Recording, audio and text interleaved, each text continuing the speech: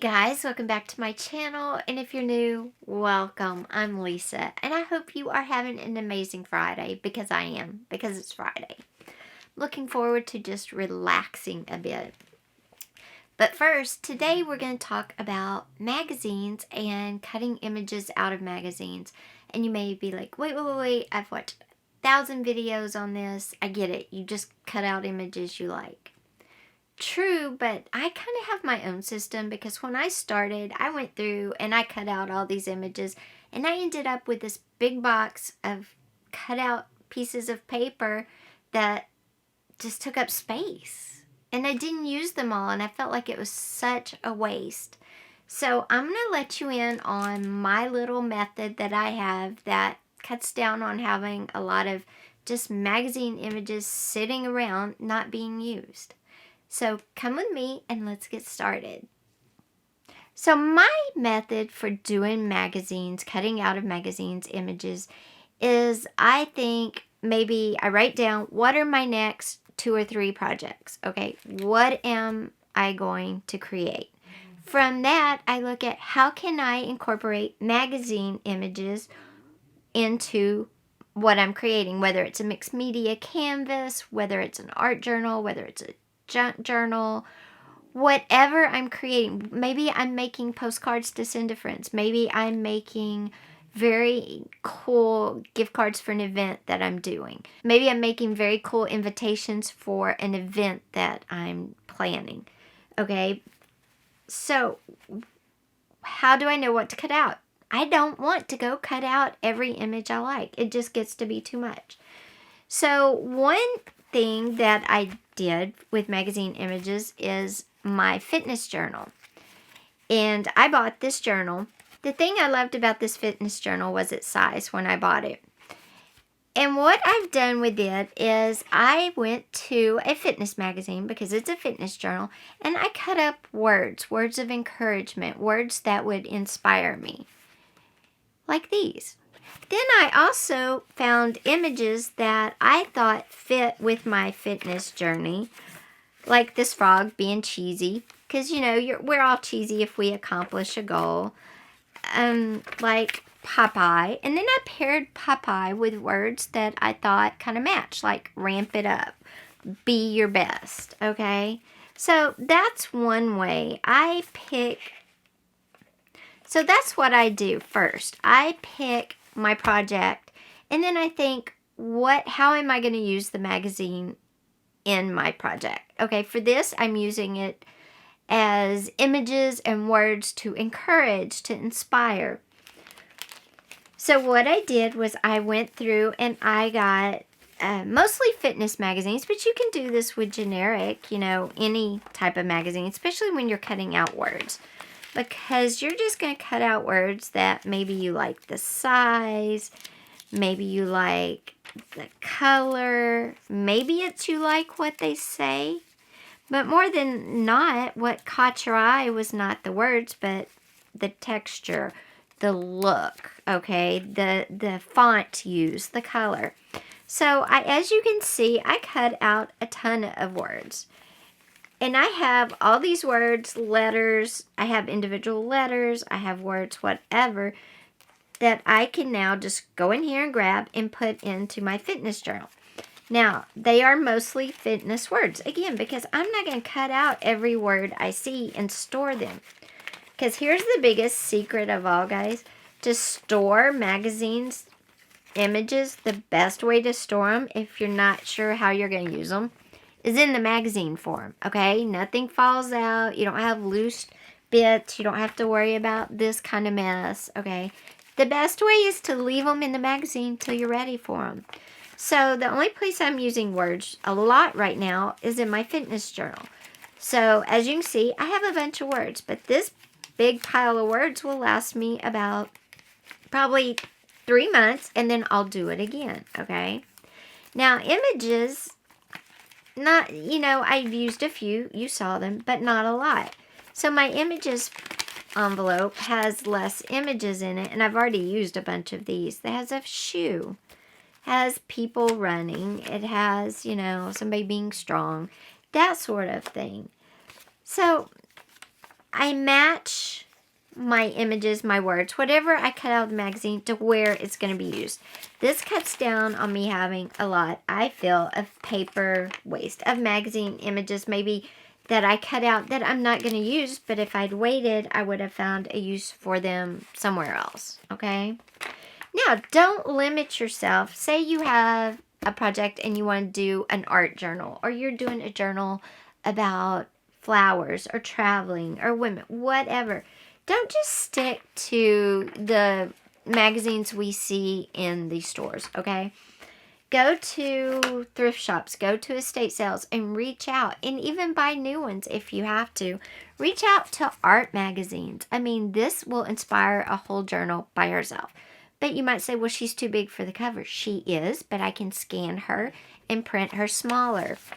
Go to travel journals. I just love this picture. It spoke to me.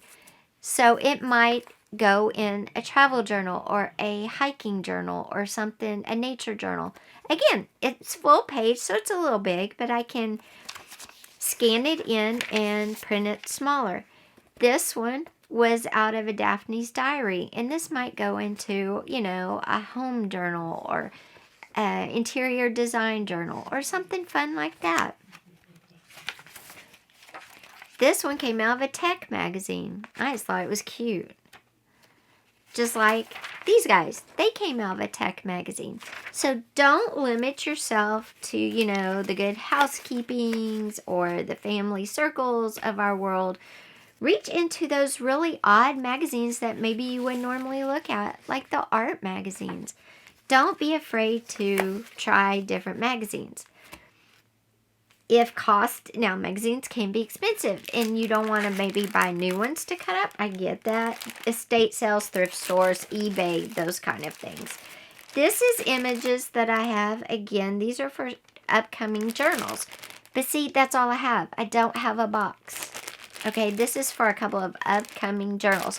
The rest of my images are stored in the magazine, neatly stacked in the closet, without anything spilling out. Okay, so the keys to when you get ready to do magazine harvesting or cutting your images out of magazines, I have a process to do this. And my process is, 1, figure out the purpose of your journal. Why are you cutting these magazines out? Then figure out what the purpose is. Okay, you have the purpose. Now figure out, how are you going to use them? Are they going to be words? Are they going to be the main picture? Are you going to make a picture from the pictures you cut out? Are you going to use them just as background, as color, or as texture? Okay? Once you figure that all out, then you figure out the size, the quantity, and the quality. Do you want really crisp pictures? Not so crisp? That kind of thing. And let me show you by what I mean using them to create an image from images, okay? And I'm going to use this one. I think I'll use this one. It's pretty and it'll work really well for what I want to show you.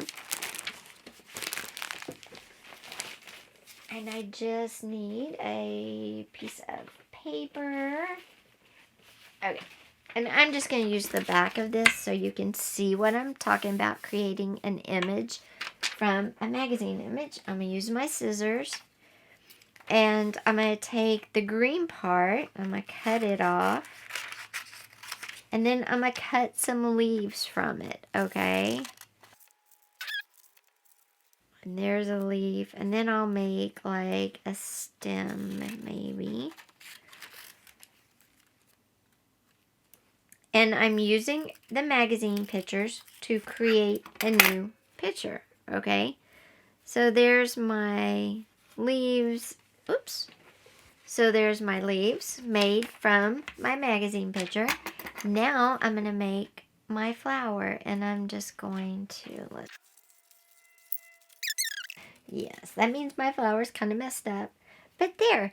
Now I've taken a magazine picture and created another image from the magazine image. So you would just glue it down, and there you go. So using magazines is great. I am all for using up things so they don't go in the landfill. But don't just go through and harvest a bunch of images. Then you're left with a big box of cut up pictures. Again, it's way easier to store magazine images in the magazine, okay? Way easier. So next time you go to get your images out of a magazine, think about the method I use. First, think about your purpose. What are you going to use the magazine cutouts for? Is it going to be to create an art piece all by itself from the images? Are you going to make a background? Are you getting words? Are you using it for texture or just color to enhance something? Then from that, you're going to figure out the size, the quantity, and the quality of the images you want. Do you want really good images that you can tell what they are? Or does it matter if they're a little blurry and you're going to just use them for color and texture? Okay, this is my method. And use words, use words, use words. But again, make sure you're using them and use words. Words are great, and words from any magazine can be used in any piece. Choose words based on the word, of course, but also on the size, the font, the color, the texture, the feel it gives you, the background it's sitting in. Don't just base your choice for words on the word. So I hope you enjoyed this. I hope my method of getting magazine images helps you to maybe streamline yours a bit and you don't end up with so many loose magazine pieces flying everywhere. Have a great weekend, guys. Take care, and I will see you next week. Oh, and I have some great videos for next week, too. So don't miss out. Bye.